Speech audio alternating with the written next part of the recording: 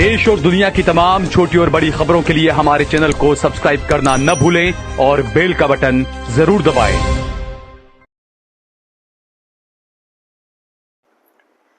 नमस्कार दोस्तों, स्वागत है आपका देश लाइव में और आपके साथ मैं हूं आशिमा त्यागी। दोस्तों, अगर मैं आपसे कहूं कि अगले चुनाव में आपका नाम वोटर लिस्ट से गायब हो सकता है और आपको ये भी नहीं बताया जाएगा क्यों, तो क्या आप यकीन करेंगे? बिहार में 65 लाख मतदाताओं के साथ यही हुआ। यह संख्या अकेले दिल्ली की पूरी मतदाता संख्या से लगभग दोगुनी है, दोगुनी। लेकिन असली झटका तब लगा जब सुप्रीम कोर्ट में चुनाव आयोग से यह पूछा गया कि इतने बड़े पैमाने पर नाम हटाने का कारण क्या है, क्या वजह रही? और जवाब मिला, हम वजह बताने के लिए बाध्य नहीं हैं। ये जवाब सिर्फ एक कानूनी दलील नहीं है, बल्कि भारत के चुनावी ढांचे में पारदर्शिता के पूरे सिद्धांत पर सीधा हमला है। तो आज हम इसी हमले को लेकर ये बात करेंगे, विस्तार से आपको बताएंगे कि आखिर इसकी सच्चाई क्या है। लेकिन उससे पहले आप लोगों से अपील, इंसाफ की आवाज को बुलंद करने के लिए और सच्ची पत्रकारिता के लिए हमारा सहयोग करें, यानी देश लाइव का सहयोग करें। साथ ही डिस्क्रिप्शन में दिए गए लिंक को ओपन कर ज्वाइन बटन दबाकर आप हमसे यानी देश लाइव से सीधा जुड़ सकते हैं। चर्चा में आगे बढ़े, आंकड़े और स्केल की बात करते हैं। बिहार में 2023 से 24 के ड्राफ्ट वोटर लिस्ट रिवीजन के दौरान कुल पंजीकृत मतदाताओं की संख्या करीब 7.72 करोड़ थी। इनमें से करीब 65 लाख नाम हटाना, 8.4% मतदाता आधार को एक साथ मिटा देना है। चुनाव आयोग के मानक ऑपरेशन में वोटर लिस्ट रिवीजन के दौरान हटाए जाने वाले नामों का जो औसत है वो 1 से 2% होता है। वो भी मुख्य रूप से मृतकों, स्थानांतरित लोगों और डुप्लीकेट रजिस्ट्रेशन को हटाने।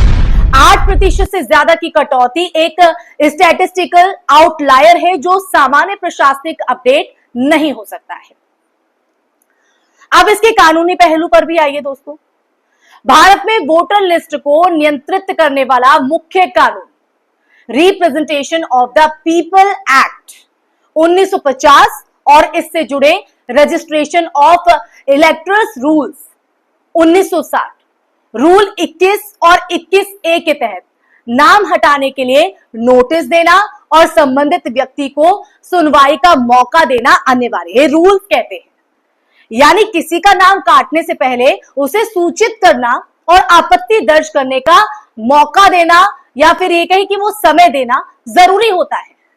अगर 65 लाख नाम हटाए गए तो इसका मतलब है या तो लाखों नोटिस जारी किए गए जिसकी कोई सार्वजनिक सूचना नहीं है, या फिर इस नियम का सीधा उल्लंघन हुआ है। और जब आयोग ये कहता है कि हमें वजह बताने की बाध्यता नहीं है, तो वो असल में आरपीए एक्ट की स्पिरिट को नजरअंदाज कर रहा है। भले उसका जो तकनीकी टेक्स्ट है वो बचाव देता हो। तो डेटा हाइडिंग का नया पैटर्न भी आप समझिए। पहले ड्राफ्ट वोटर लिस्ट मशीन जो है रीडेबल पीडीएफ में होती थी, जिससे कोई भी डिजिटल टूल से डेटा एनालिसिस जो है वो कर सकता था दोस्तों।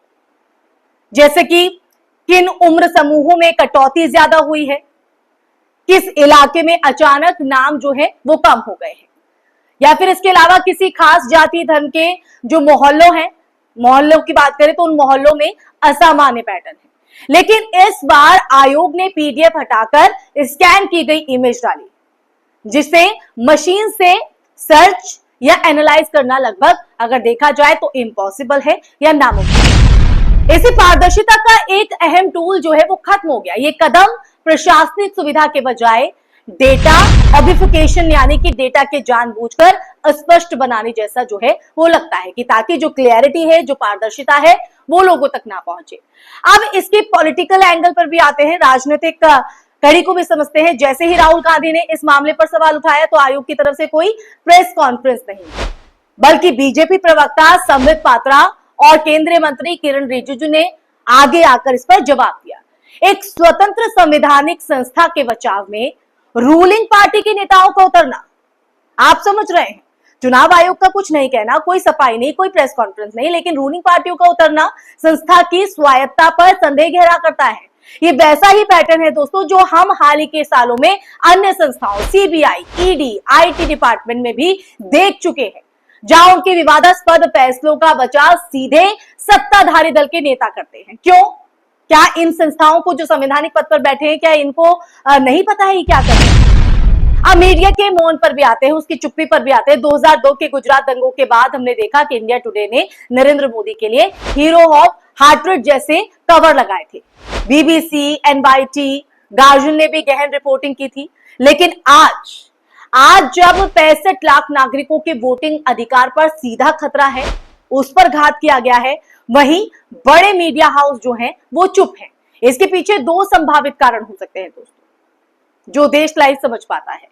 मीडिया की आर्थिक निर्भरता सरकारी विज्ञापनों पर और राजनीतिक दबाव और कानूनी डर का माहौल। ये चुप्पी उतनी ही खतरनाक है दोस्तों जितना खुद नाम काटना, क्योंकि ये जनता तक सूचना के प्रवाह को रोकती है, जो काम लोकतंत्र के चौथे स्तंभ का होना चाहिए। अब इसके संभावित असर को आप देखिए।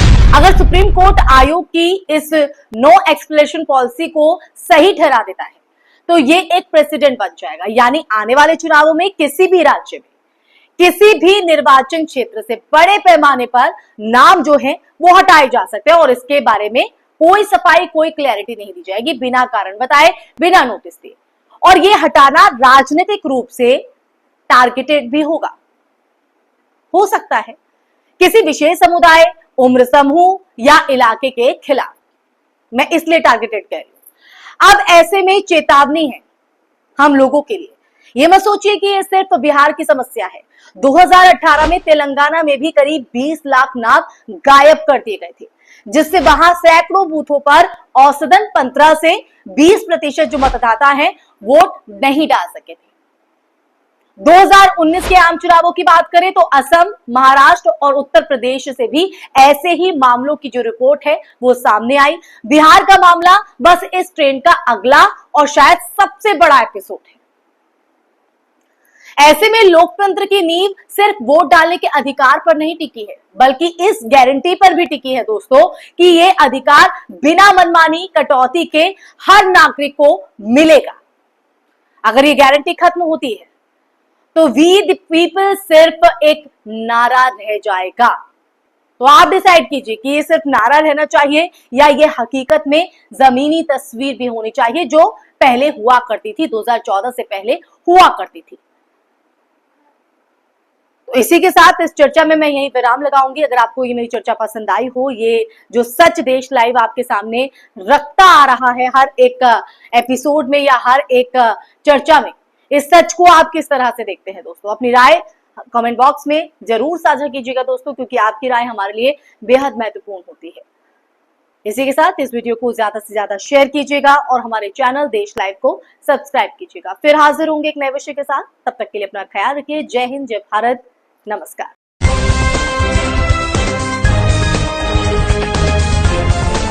देश और दुनिया की तमाम छोटी और बड़ी खबरों के लिए हमारे चैनल को सब्सक्राइब करना न भूलें और बेल का बटन जरूर दबाएं।